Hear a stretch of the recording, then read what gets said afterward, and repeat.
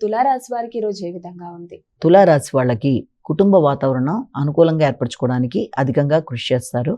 తల్లి, అలాగే మీ యొక్క భాగస్వామి మొదలైన వారితో కలిపి నిర్ణయాలు తీసుకుంటూ మీ యొక్క వృత్తిపరమైన అభివృద్ధి విషయంలో ఒక పక్కనైతే, అలాగే వ్యాపారపరంగా ఆలోచనలు మరొక పక్కనైతే గృహ వాతావరణాన్ని చక్కగా ఏర్పరచుకోవడానికి, గృహ సంబంధంగా నూతన పెట్టుబడుల కొరకు, అంటే ముఖ్యంగా గృహం మీద ఏదైనా రిపేర్ల కొరకు మాత్రమే కాకుండా నూతన గృహం, అలాగే స్థిరాస్తుల నేపథ్యం, స్థిరాస్తుల దృష్ట్యా ఏదైనా ల్యాండ్స్ మొదలైన అభివృద్ధి పరచుకోవడానికి చేసే ఇవన్నీ కూడా చాలా వరకు అనుకూలంగా ఉంటాయి. అయినప్పటికీ కూడా ఏదన్నా ల్యాండ్స్ని మీరు ఇది చేసుకుని ఎస్టాబ్లిష్ చేసుకుంటూ ముందుకు వెళ్ళడానికి చేసే ప్రయత్నాల్లో అమ్మకాలు, కొనుగోలు లాంటి విషయాలు కనుక ఏదైనా ఉంటే మాత్రం వాటి కొరకు ఆలోచన చేయడం వేరు, వాటి కొరకు పెట్టుబడులు పెట్టే విధానంలో తగిన జాగ్రత్తతో ముందుకు వెళ్ళడానికి కృషి చేయాలి. వృశ్చిక రాశి.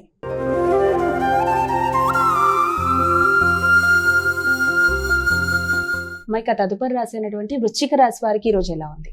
ముఖ్యంగా వ్యక్తుల యొక్క సహకారం ఆశించిన స్థాయిలో అందుతుంది. మీ మీద మీకు నమ్మకం పెరుగుతుంది. చురుకుగా, ఉత్సాహంగా కొత్త నిర్ణయాలు తీసుకుంటారు.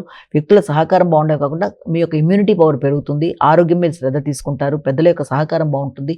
పుణ్యబలం పెంపొందించుకుంటూ ముందుకు పెడతారు. ముఖ్యంగా అన్నిటికంటే తండ్రి యొక్క సహకారంతో అనుకున్న పనులు అనుకున్నట్టుగా సాధించుకుంటూ ముందుకు పెడతారు.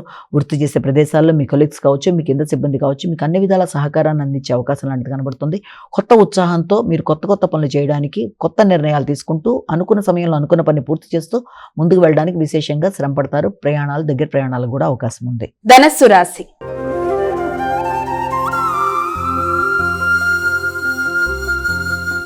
మైక తదుపరి రాశి అయినటువంటి ధనస్సు రాశి వారికి నేటి రాశి ఫలాలు ఎలా ఉన్నాయి? ధనస్సు రాశి వాళ్ళకి ఆర్థిక సంబంధమైన విషయాల మీద అధిక శాతం దృష్టి కేటాయిస్తారు.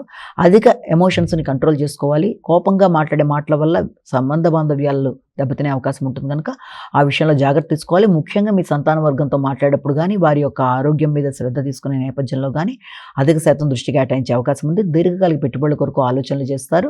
ఆకస్మికమైన పెట్టుబడుల కొరకు చేసే ప్రయత్నాల వల్ల, దీర్ఘకాలిక పెట్టుబడుల కొరకు చేసే ప్రయత్నాల వల్ల, సంతాన వర్గం యొక్క అభివృద్ధి కొరకు తీసుకునే నిర్ణయాల వల్ల కొంత ఘర్షణాత్మకమైన వాతావరణం ఉన్నప్పటికీ కుటుంబ సభ్యులతో నిర్ణయాత్మకంగా ఆలోచించి నిర్ణయాలు తీసుకుంటూ ముందుకు పడతారు. ముఖ్యంగా మీరు తీసుకునే నిర్ణయాల్లో గృహానికి సంబంధించిన విషయాలు, నూతన గృహం కావచ్చు, గృహాన్ని మళ్ళీ రిపేర్ చేయించుకునే విషయంలో ఇలాంటి వాటి మీద ఎక్కువ శాతం దృష్టి కేటాయించుకుంటూ ముందుకు పెడతారు.